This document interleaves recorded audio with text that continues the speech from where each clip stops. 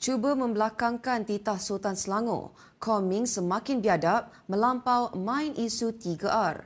Itu kritikan keras seorang pemerhati berhubung kenyataan Timbalan Pengerusi DAP Nga Koming yang dilaporkan Oriental Daily mencadangkan supaya Kerajaan Selangor membawa satu pelan penyelesaian yang lengkap dan praktikal untuk menghadap Sultan Selangor berkenaan isu penternakan babi.